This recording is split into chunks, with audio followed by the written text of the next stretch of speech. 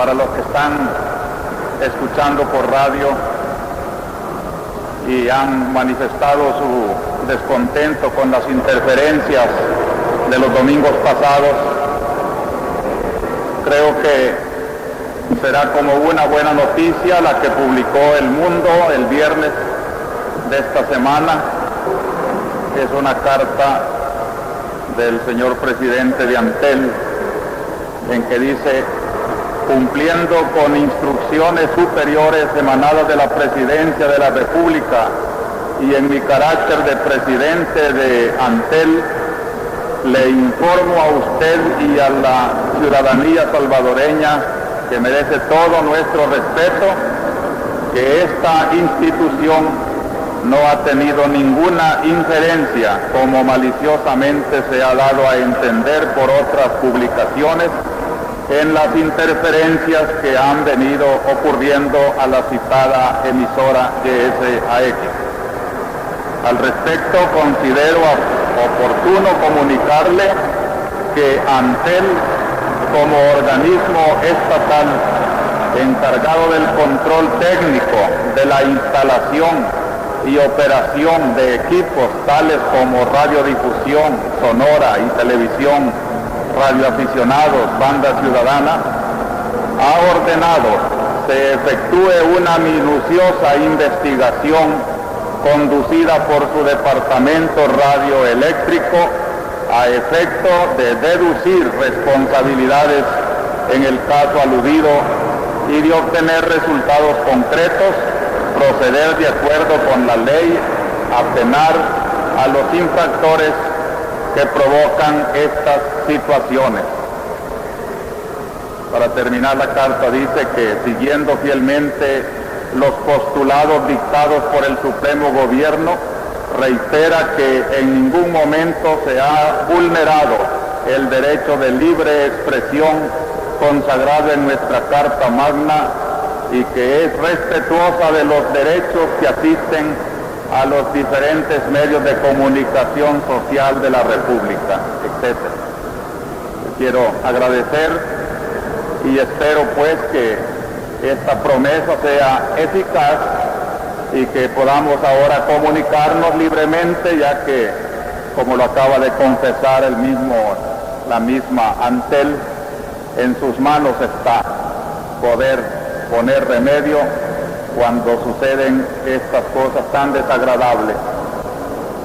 Ojalá pues que la voz de Pastor pueda llegar hasta todos sus fieles que tienen interés en escuchar su palabra.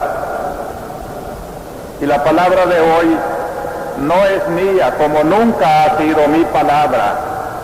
Es la palabra de Dios que yo trato únicamente de comentar y aplicar a la realidad. Nos encontramos ya en el segundo domingo de Pascua. Para comprender la Pascua es necesario comprender esos 3 días grandes de la Semana Santa que se llaman el Triduo Pascual, y en que celebramos la muerte, el sepulcro y la resurrección. Esos 3 aspectos que el Viernes Santo, el sábado en su silencio y en su alegría de la noche de la vigilia pascual, quieren marcar para todo el año la característica de nuestra fe. Toda esta semana se llama la octava de Pascua, que se está clausurando con este domingo. Pero luego continúan 50 días que se llaman el tiempo pascual. Ahora estamos en el segundo de los 7 domingos que llenan el tiempo pascual, que se va a coronar con la fiesta de Pentecostés, que significa 50 días, la plenitud de la Pascua, la venida del Espíritu Santo. Quiero recordarles que todos los domingos que venimos a misa es el ciclo ordinario, semanal, de celebrar la Pascua. Todos los domingos los cristianos nos reunimos en nuestra misa dominical a celebrar esos tres grandes acontecimientos: muerte, sepultura y resurrección del Señor. Más aún, cada vez que asistimos a una misa, sea por motivo de un matrimonio, de una primera comunión, de un funeral, no olvidemos que vamos a celebrar la Pascua. Cada misa es celebración de Pascua. Por eso en el momento trascendental de la consagración, el sacerdote dice: este es el sacramento de nuestra fe. Y el pueblo dice una proclamación pascual: anunciamos tu muerte, proclamamos tu resurrección. Ven, Señor Jesús. El pueblo cristiano vive de esa esperanza. Cristo vive y nosotros caminamos hacia su encuentro. Cada domingo, cada misa que se celebre es un recuerdo de esa presencia y de esa esperanza. Ahora bien, queridos hermanos, el año litúrgico gira en torno de este misterio. Por eso la Semana Santa es como el sol de todo el año litúrgico, sobre todo su Pascua. Y quiere grabar bien hondo el sentido pascual durante estos 7 domingos, que yo quisiera que enlazáramos las ideas de toda la Cuaresma, que han traído un programa de predicación. Yo quisiera que lo principal de mi predicación lo recogieran como una catequesis, como una predicación de la palabra de Dios.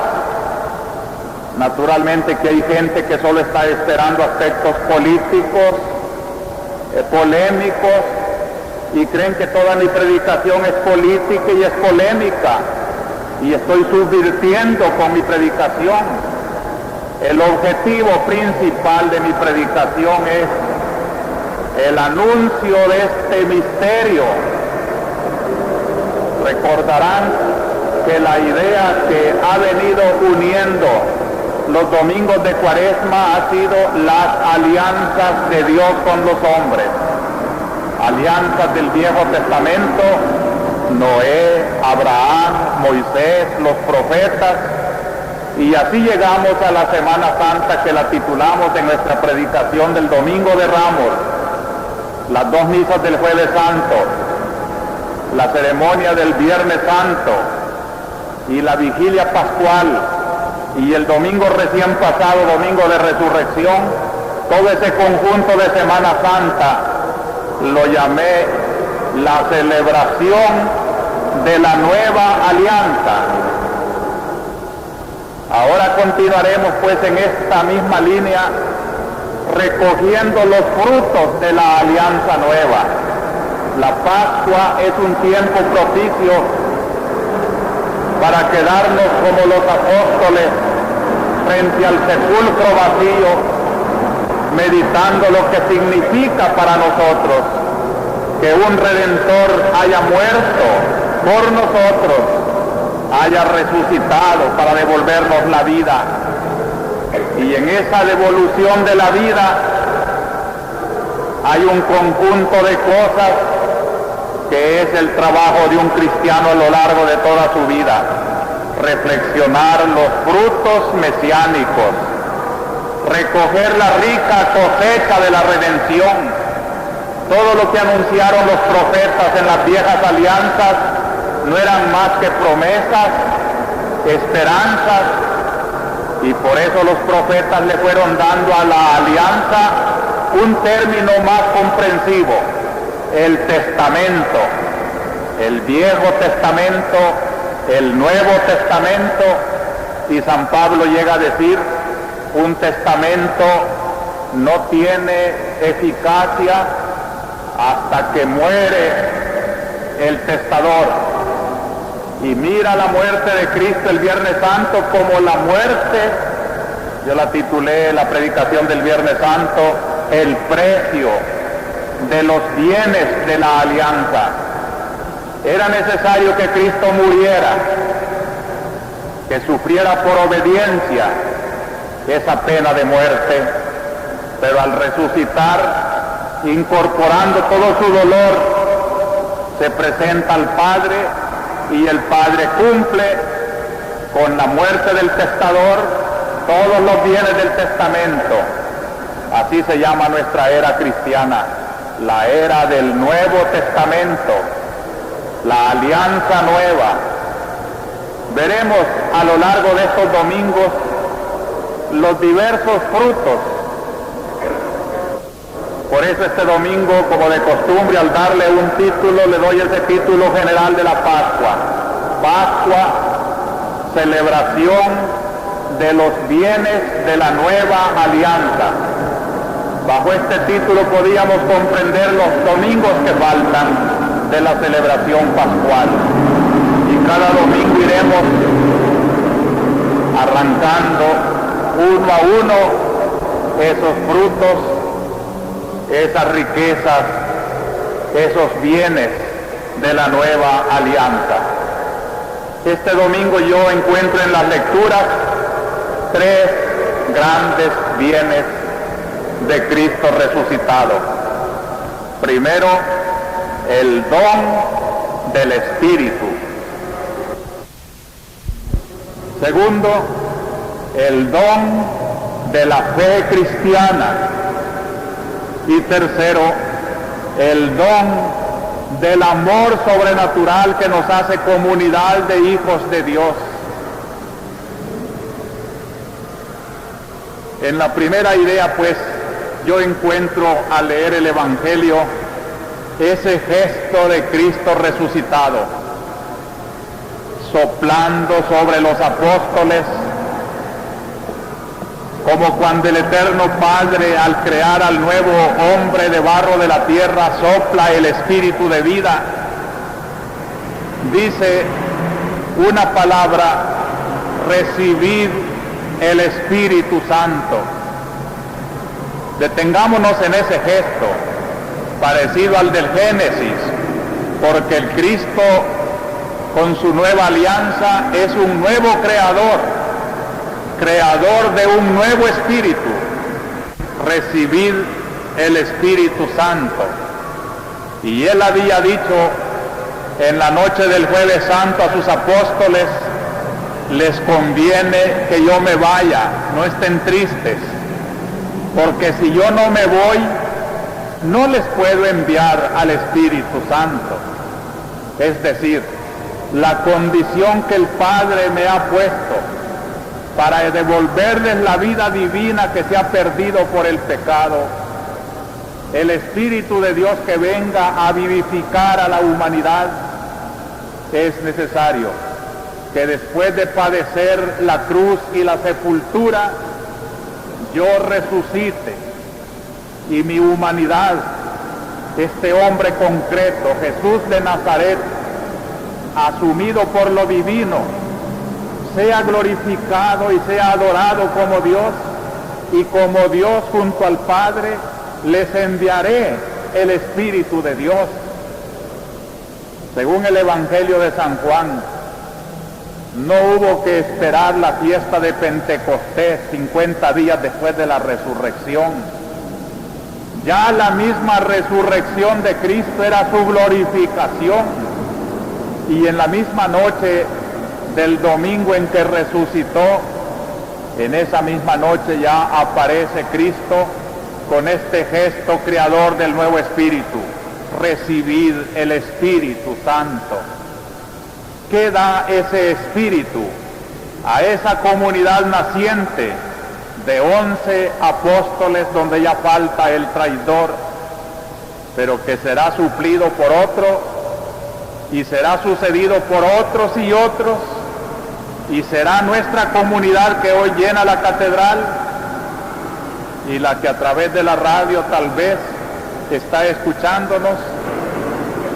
Somos la comunidad que en la voz del Espíritu, en la promesa, en el soplo de Cristo, ha recibido el Espíritu. Recibid el Espíritu Santo. Y Cristo mismo explica como mi Padre me envió, así yo os envío. Quiere decir, nace la iglesia con este soplo de Cristo. Y la misión que esa iglesia llevará al mundo a todos los siglos no será otra que la de Cristo muerto y resucitado. La iglesia celebra su liturgia, predica su palabra, solamente para eso, para salvar del pecado, para salvar de las esclavitudes, para derribar las idolatrías, para proclamar al único Dios que nos ama. Esta será la difícil tarea de la iglesia, y por eso ella sabe que al cumplir esta misión que a Cristo le hizo ganarse una cruz y unas humillaciones, tendrá que estar dispuesta ella también a no traicionar ese mensaje, y si es necesario, como Él, sufrir el martirio, sufrir la cruz, la humillación, la persecución. ¿Qué otra cosa le da el Espíritu? Si le ha dado toda la vida de Cristo a la iglesia, le ha dado también el poder de perdonar.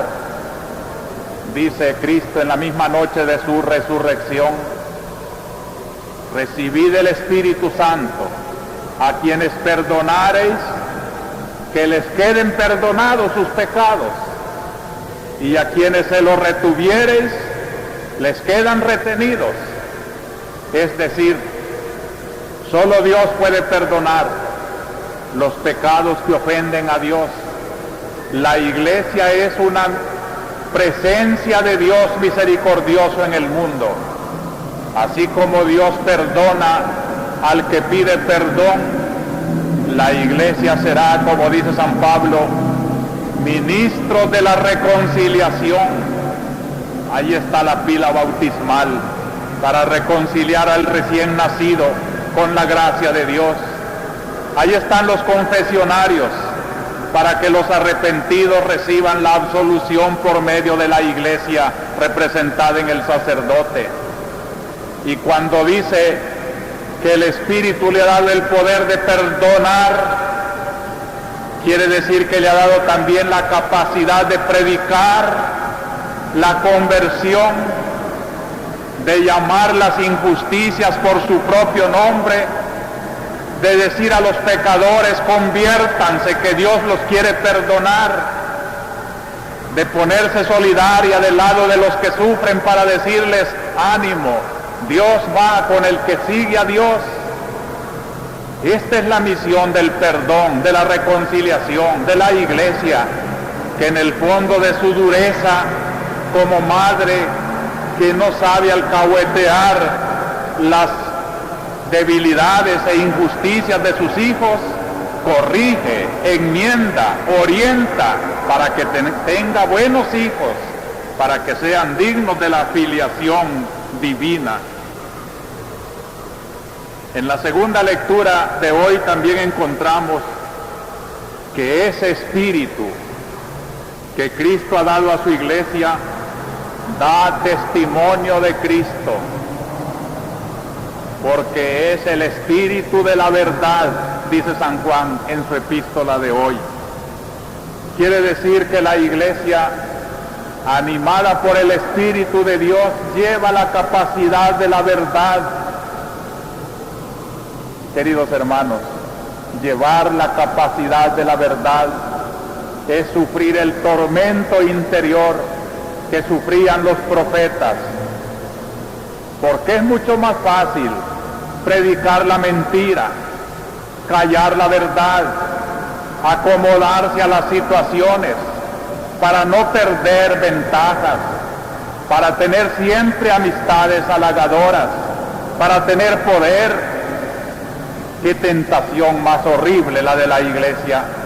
Y sin embargo ella, que ha recibido el espíritu de la verdad, tiene que estar dispuesta a no traicionar la verdad, y si es necesario perder todos los privilegios, los perderá, pero dirá siempre la verdad.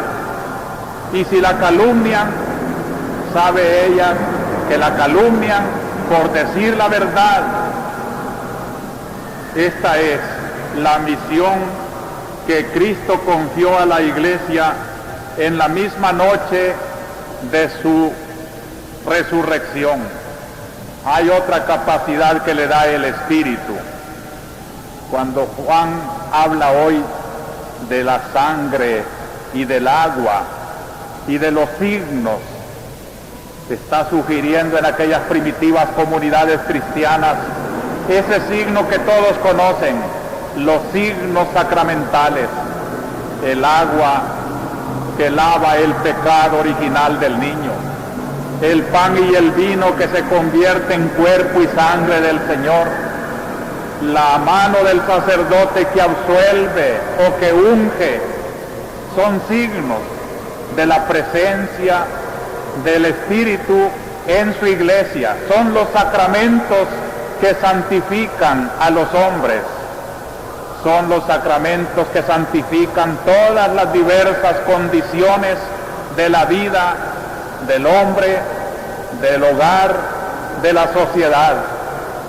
Por eso también el Espíritu le da a la iglesia, en el soplo que Cristo le infundió, la capacidad de santificar,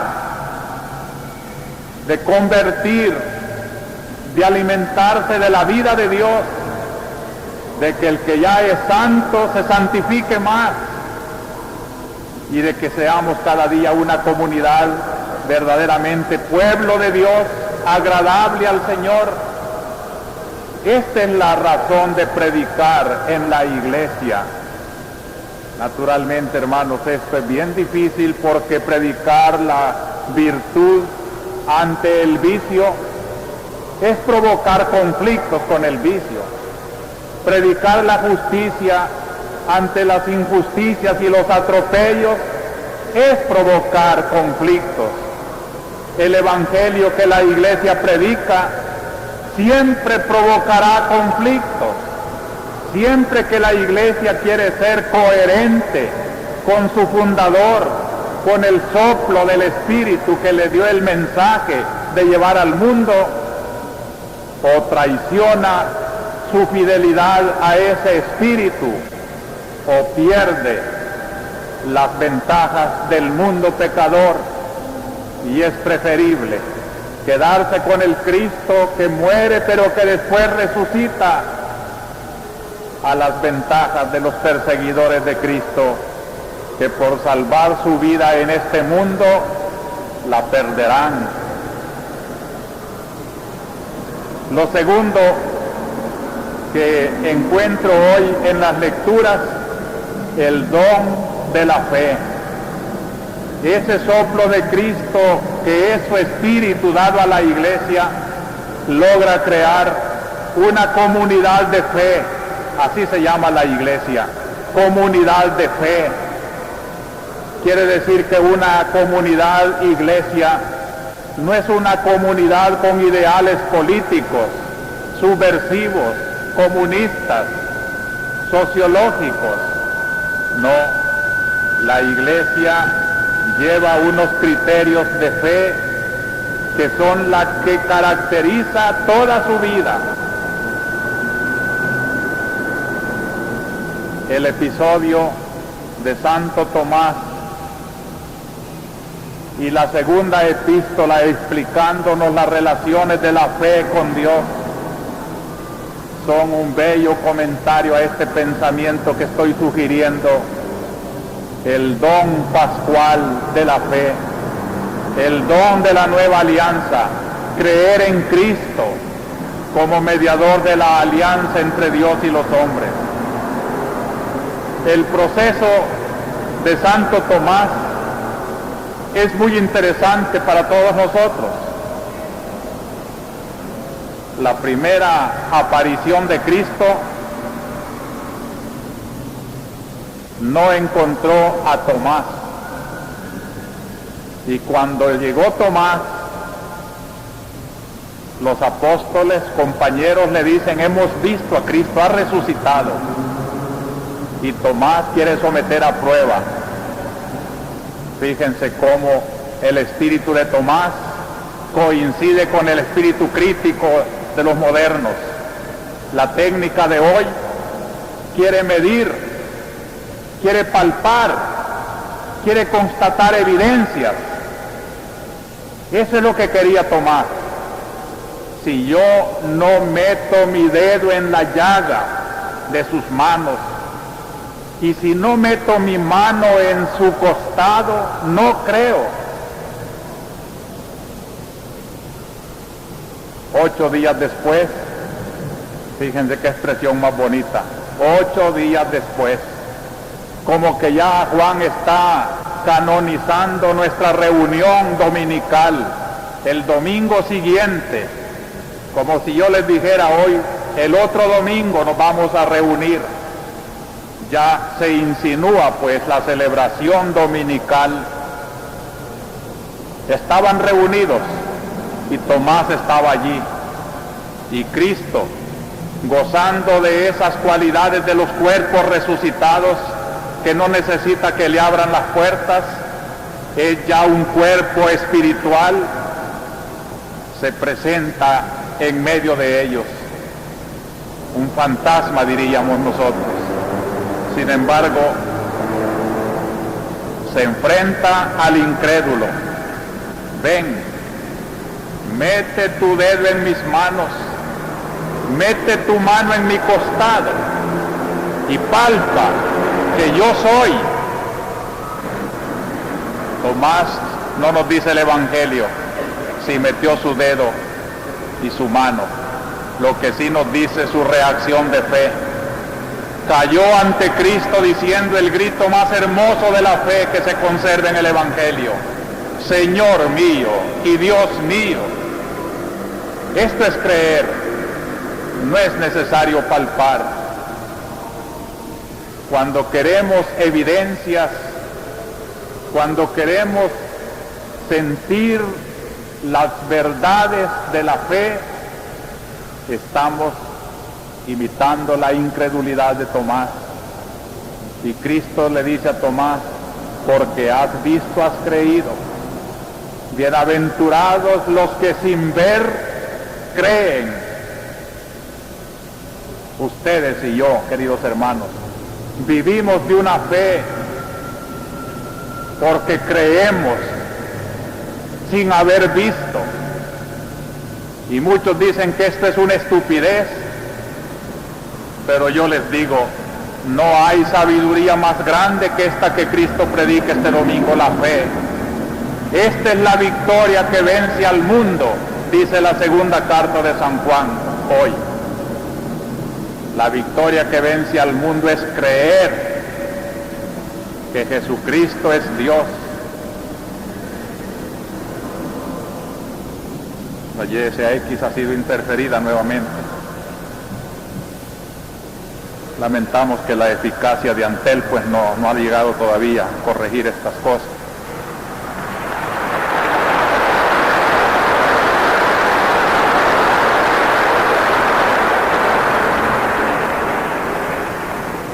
Quiero interpretar ese aplauso como un repudio a esta acción indigna de oponerse al derecho de expresar nuestra fe, si no estoy hablando más que nuestra fe. ¿Estoy yendo?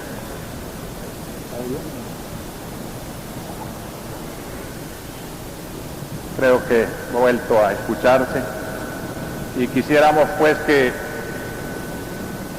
este mensaje, que estoy tratando de hacerlo absolutamente evangélico,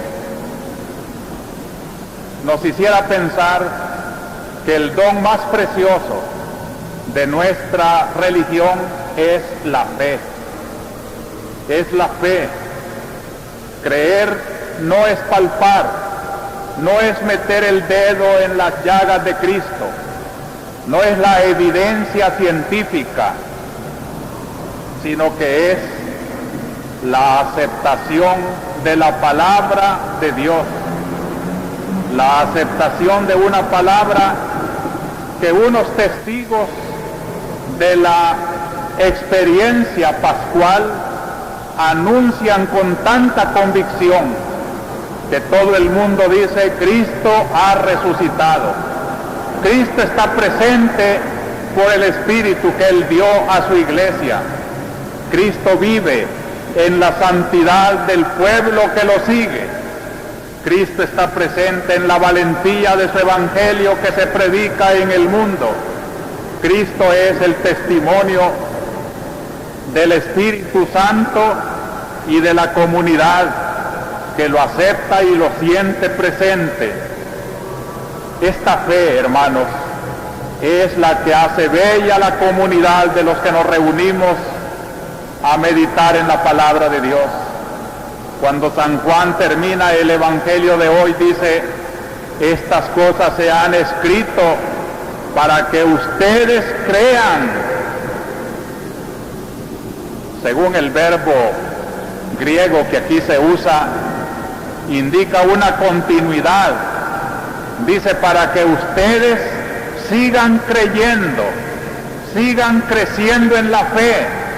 Cada domingo que ustedes asisten a la misa y el predicador comenta la palabra de Dios, o ustedes la reflexionan en sus comunidades pequeñas, en su hogar, leen esa palabra escrita para que su fe crezca.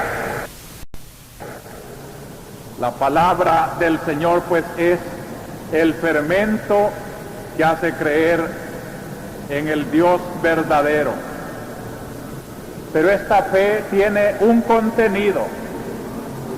Cuando escuchábamos al Papa Juan Pablo II en Puebla, me pareció escuchar la síntesis más hermosa del contenido de la fe, cuando él invitaba a los obispos, maestros de la fe, a predicar la verdad sobre Cristo, la verdad sobre la Iglesia y la verdad sobre el hombre. La verdad sobre Cristo es la que ahora nos anuncia el Evangelio cuando Tomás dice: Señor mío y Dios mío, y cuando Juan escribe: para que creáis que Cristo es Hijo de Dios. La segunda lectura, nuevamente la interferencia de la radio, para decirnos pues que la fe no tiene una libre expresión entre nosotros.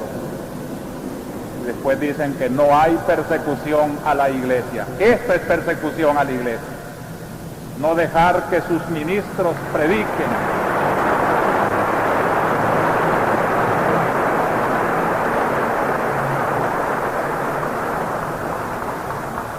Entre los títulos de persecución está ese: oponerse a la libertad de la predicación. Está ese de oponerse a que los ministros de la palabra, que llevan el encargo de Cristo de anunciar su mensaje, sean impedidos en su predicación, en su oficio. Eso es auténtica persecución a la iglesia.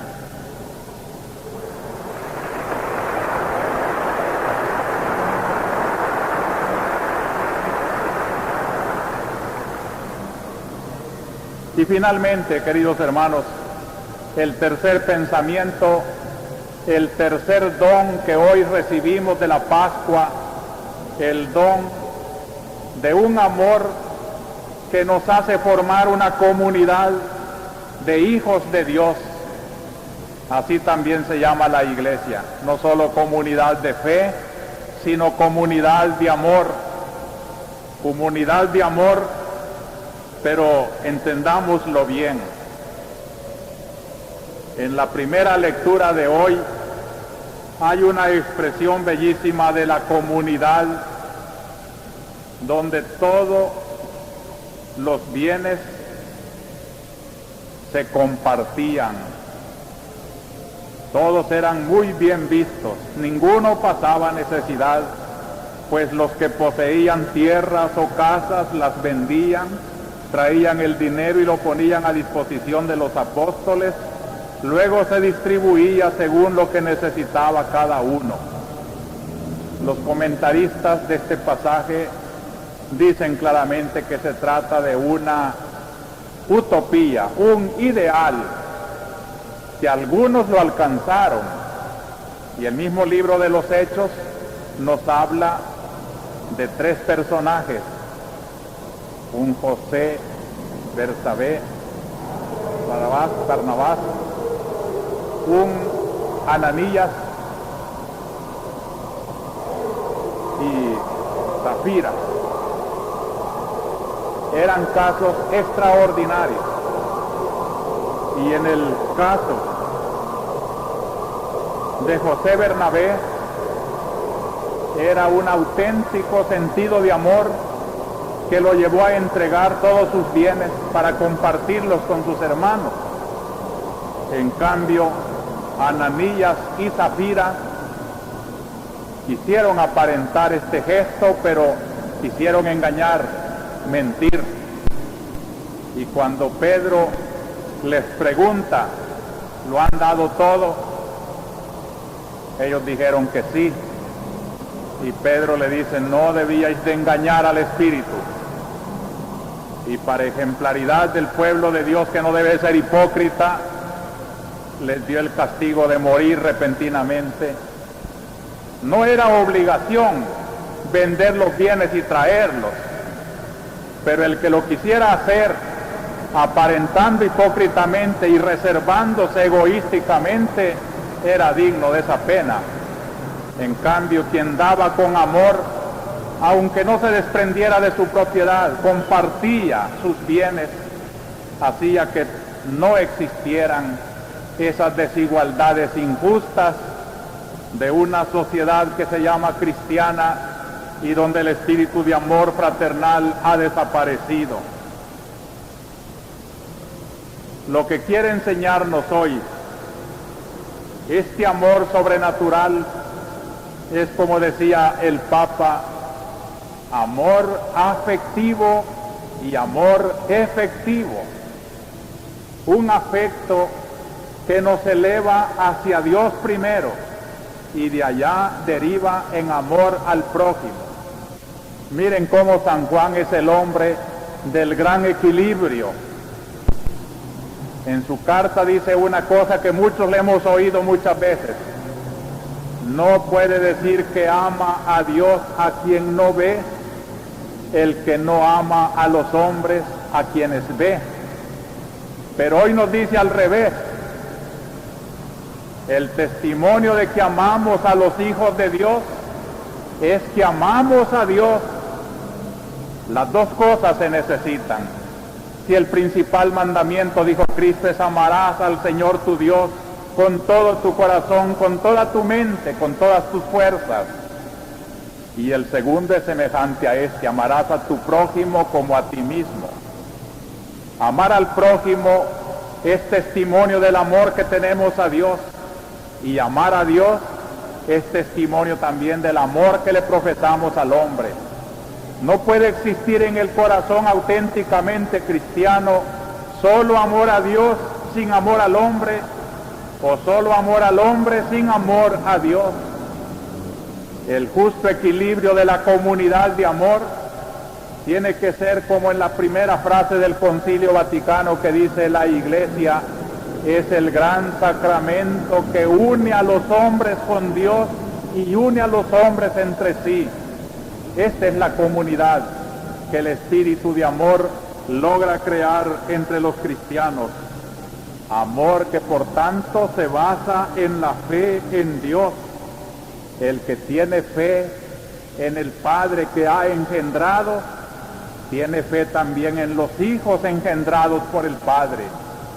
Es la comparación que nos trae la segunda lectura, para decir que debemos de llegar a una altura de ser hijos de Dios, de que cuando recemos el Padre Nuestro, sintamos que no queda nadie excluido del corazón, que no hay categorías entre hombres de primera clase y hombres de segunda clase, sino que todos a la altura del corazón de Dios, todos. Qué hermoso será el día en que exista esa realidad del don del Espíritu, que es amor, que crea la comunidad de amor. En este ambiente pascual de los dones, de la fe, del Espíritu y del amor, yo quisiera invitarles a analizar los hechos de la semana dentro de la iglesia, que hemos dicho hoy que se llama comunidad de fe y comunidad de amor. Analizaríamos los hechos eclesiales. Por mi parte, les informaría como quien regresa al hogar que esta semana estuve en Costa Rica con el episcopado centroamericano. Asistieron 4 de Costa Rica, 6 de El Salvador, 12 de Guatemala, 4 de Honduras, 3 de Nicaragua, 6 de Panamá. Creíamos que hechos tan trascendentales para América Latina como fueron la reunión de Puebla y la visita del Papa a nuestro continente, ameritaba que los pastores de la región ilumináramos con esas enseñanzas las realidades de nuestros países centroamericanos. Y así fui como dimos prioridades pastorales a estas áreas de estudio. Un grupo se dedicó a estudiar la comunión eclesial, que debe ser profundamente vivida entre obispos, sacerdotes, religiosos, religiosas y laicos. Otro aspecto de nuestra reunión fue la pastoral vocacional, que nos ha de llevar a contar con un número suficiente de sacerdotes y ministros debidamente preparados para el trabajo evangelizador en las circunstancias especiales de nuestros pueblos. Un tercer aspecto del estudio del CEDAC en Costa Rica fue la actitud de la Iglesia frente a otras confesiones cristianas y frente al avance con profundas implicaciones sociopolíticas de numerosas sectas que constituyen una grave amenaza a la unidad de nuestros pueblos, así como hemos defendido el verdadero ecumenismo, el acercamiento sincero de católicos y protestantes. En Costa Rica dijimos también que hay mucho peligro de división en aquellas sectas que no por un sentido ecuménico, sino que con compromisos sociopolíticos se están prestando al mantenimiento de situaciones injustas en nuestros países. Y finalmente se estudió las tensas relaciones entre la Iglesia y el Estado en la mayoría de nuestros países, cuyos regímenes se inspiran en la ideología de la seguridad nacional. Como ven, los temas corresponden claramente a la problemática eclesial y a las relaciones de la Iglesia con el mundo civil, sobre todo con los gobiernos de Centroamérica. En todas nuestras deliberaciones tuvimos en cuenta que nuestros países son predominantemente católicos y que esperan con razón una palabra orientadora de sus obispos. Este pensamiento aumenta nuestro sentido de responsabilidad y nos impulsa a señalar los caminos que lleven no solo a la formación de comunidades vivas y operantes, sino a animar a los cristianos a buscar con sentido realista y responsable la solución de los graves problemas sociopolíticos que afligen a nuestras naciones. Dijimos allá que la Iglesia no puede renunciar a su misión evangelizadora, que lleva, si es genuina y auténtica, a la defensa de los derechos humanos, a la liberación de todas las esclavitudes y especialmente del pecado, aunque esto le cueste la pérdida de privilegios y la lleve hasta sufrir persecución y martirio. Da gusto encontrar entre los obispos de Centroamérica gente muy comprometida en esta línea que, gracias a Dios, lleva también nuestra arquidiócesis.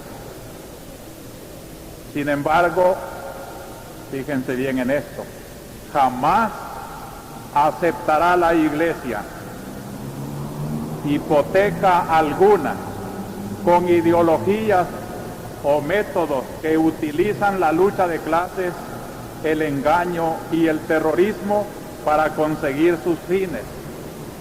No creemos en la violencia de cualquier signo como camino adecuado para resolver los problemas de nuestros países, porque somos conscientes de que el Evangelio de Cristo ofrece el único camino válido para forjar una sociedad justa y humana, en la que están satisfechas las necesidades vitales de todos los hombres. Es necesario, sin embargo, que todos los que creen en Cristo depongan actitudes de egoísmo y de apetencias extremadas y busquen la justicia con medios eficaces y legítimos.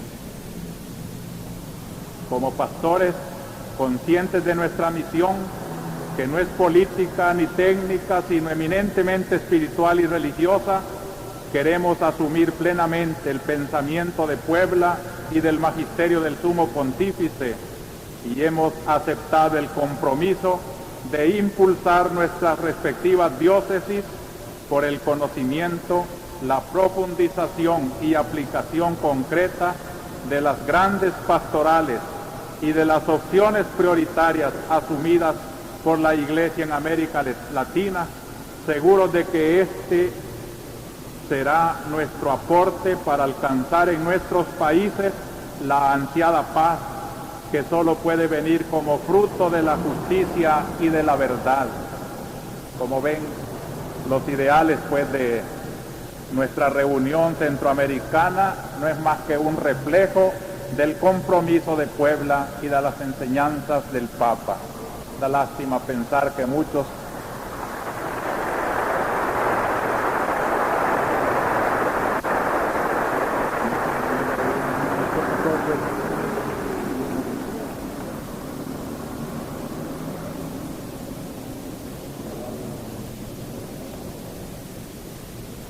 también en esta hora de comunión, comunidad de amor, acordémonos de nuestros hermanos de Nicaragua. Me di cuenta a través de sus obispos cómo está sufriendo aquel pueblo. Y para colmo, en esta misma semana el Papa expresó su pesar por los sufrimientos y privaciones que ha experimentado el pueblo nicaragüense. Y dijo que todos los católicos rezáramos mucho, pidiendo por la protección de las poblaciones amenazadas de ataques y represalias.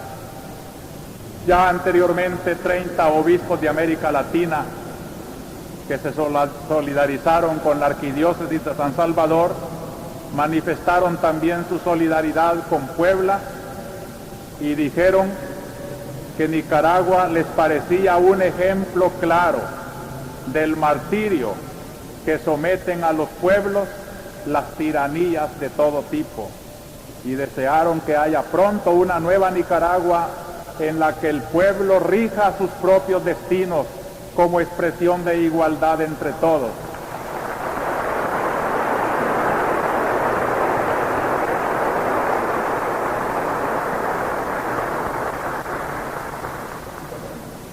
Y en esta hora de alegría y de comunión con nuestros hermanos que gozan y de sufrimiento con los que sufren, yo les invito, hermanos, a que nos solidaricemos con la congregación de las hermanas dominicas de la Anunciata. Su fundador, el padre Francisco Coll y Guitart, un dominico misionero catalán, fundó esta congregación el siglo pasado, y aquí entre nosotros es una congregación que tiene muchos méritos pastorales. Esta congregación es la que dirige el colegio de Nuestra Señora de Fátima en Santa Tecla, el colegio católico de Suchitoto y el colegio también de Quesaltepeque, las escuelas San Martín de Porres, que está anexo a la iglesia del Rosario, y la escuela Mas Ferrer en Santa Tecla. Allá en Santa Tecla también tiene una obra de promoción, así como en Chiltiupán tiene también una obra pastoral misionera. Como ven, pues 7 obras de las hermanas dominicas que merece que en esta hora de comunión de la comunidad de la arquidiócesis les expresemos nuestra felicitación, nuestra gratitud, porque su fundador va a recibir como el primer beatificado por Juan Pablo II, como la autorización de una vida que merece ser imitada, un cristiano que ha llegado al reino de los cielos y que ha dejado en la tierra una obra tan benéfica como es la congregación de las dominicas de la Anunciata.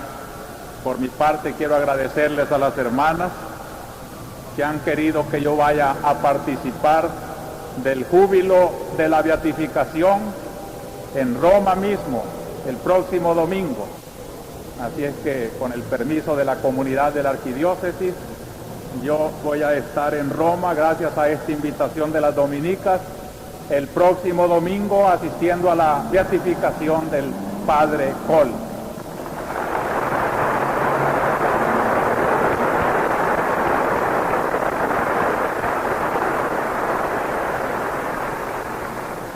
Naturalmente que todo el que va a Roma, sobre todo si es pastor, su gran anhelo es mirar al Papa.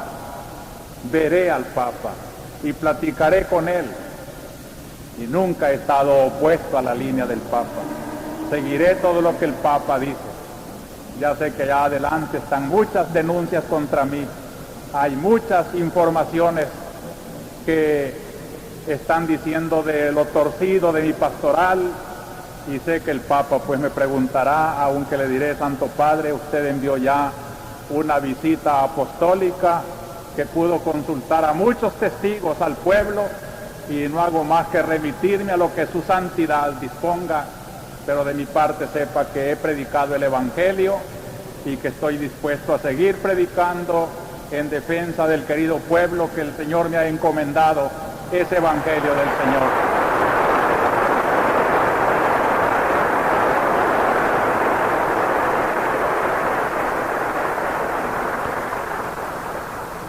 Al regresar de Roma, espero que no sea más de 2 semanas, yo quisiera que celebráramos una misa de acción de gracias al nuevo Beato Francisco Col, junto con todas las obras de las hermanas dominicas aquí en la arquidiócesis.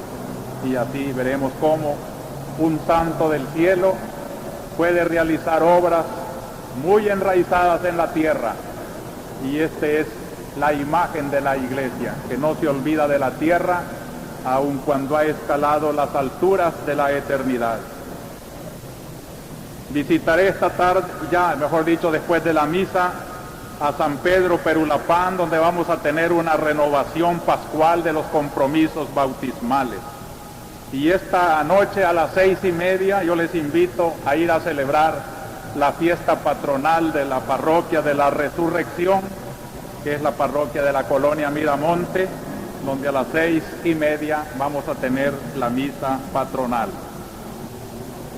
Ahora bien, hermanos, esta iglesia que trata de construirse en la fe y en el amor, como lo acabo de decir del Padre Col, que desde su eternidad sigue trabajando en la tierra, es una iglesia que no se puede desinteresar de los intereses sociales, políticos, económicos.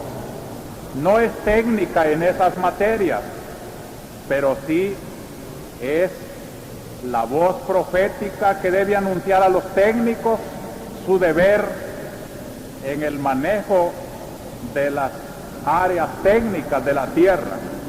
En este sentido, Yo quiero referirme a las noticias que he encontrado al regresar de Costa Rica. En primer lugar, cómo los algodoneros, también algunos cafetaleros de Santa Ana y también la industria del Enequén han hecho peticiones de incentivos económicos para invertir, y que si no tienen esos subsidios podrán verse incapacitados de sembrar o de sus industrias, y así someter a mayor crisis, sobre todo a los pobres trabajadores que no tienen más ingresos que los que les producen estos cultivos. Comentando esta situación, yo diría que el gobierno, si puede, tiene obligación de incentivar todo aquello que produce en nuestra patria. Pero también quiero decir a los productores que no se dejen llevar únicamente de una lógica del sistema actual, en el cual no se invierte, sino se prevén grandes ganancias. Ya ellos mismos anuncian que la crisis afectará mucho más a los pobres jornaleros, y entonces diría que con un criterio cristiano, ya que el Señor nos está mandando las lluvias, que hemos de pedirle que sea un invierno normal, que riega ya nuestras tierras, nos está insinuando el Señor que Él quiere la felicidad de todos. Quiero decir pues que tanto algodoneros como cosechadores de enequén, de café, etcétera, tengan en cuenta el principio cristiano que hoy nos ha dicho la palabra de Dios, el compartir.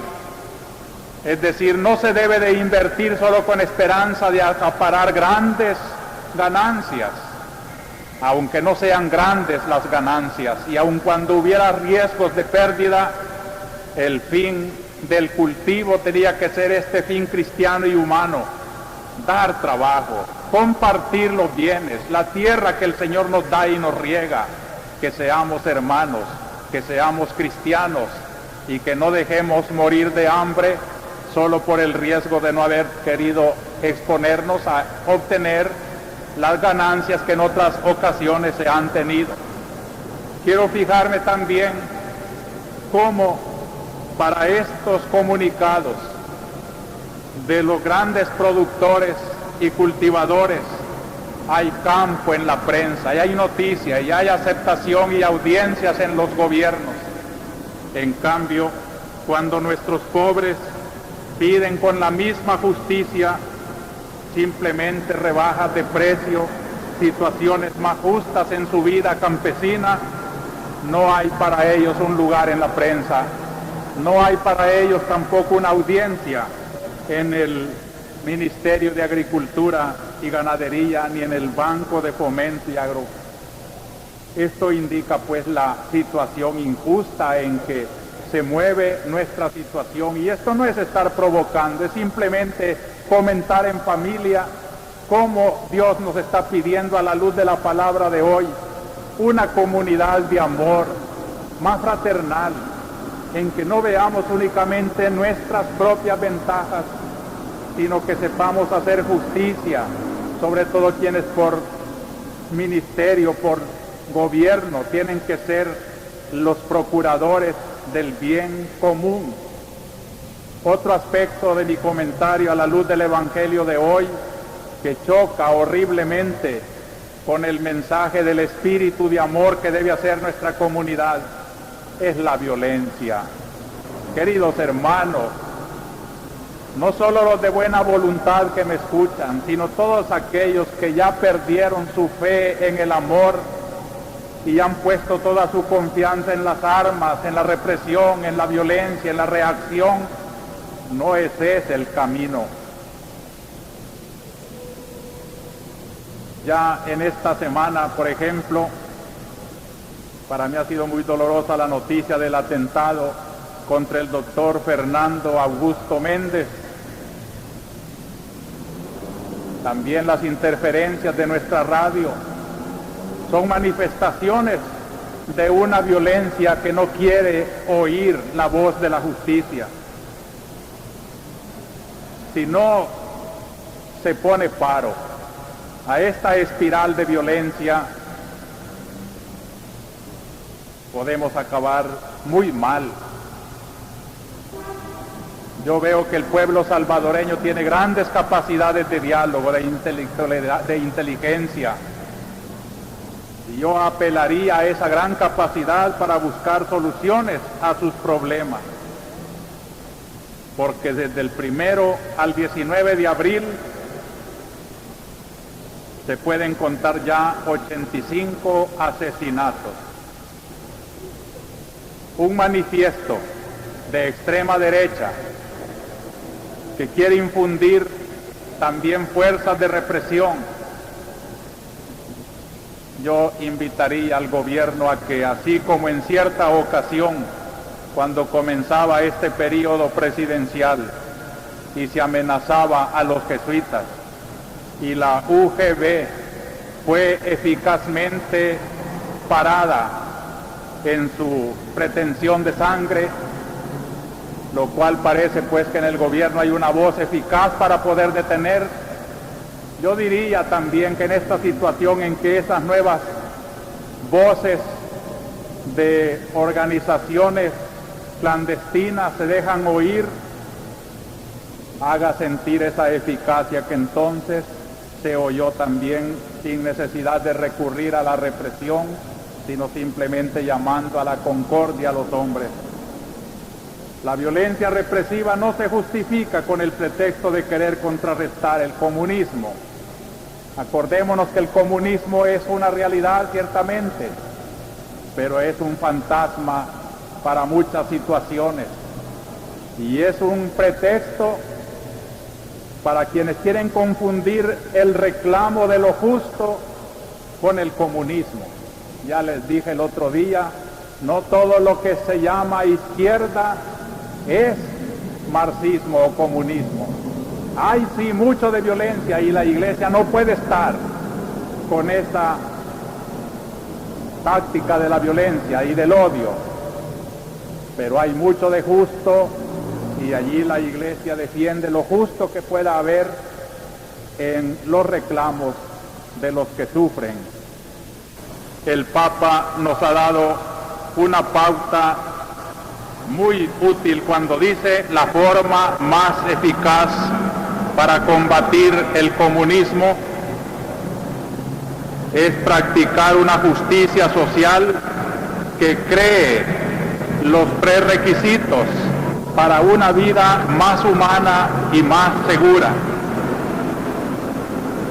En este capítulo de la violencia, yo quiero también llamar la atención de la misericordia o simplemente de la justicia sobre esa zona de Sinquera, donde ya ha habido 10 operativos militares, un saldo de 12 muertos y 49 capturados. Nos dice de una zona que para nosotros tal vez pasa desapercibida, pero donde se está sufriendo mucho. Lo mismo invitaría la mirada, como me la invitaron a mí también en esta semana, a mirar esas zonas de tugurios en el modelo 1, en el modelo 2 y en las Mercedes. Se amenaza con despachar 130 familias. ¿A dónde pueden ir?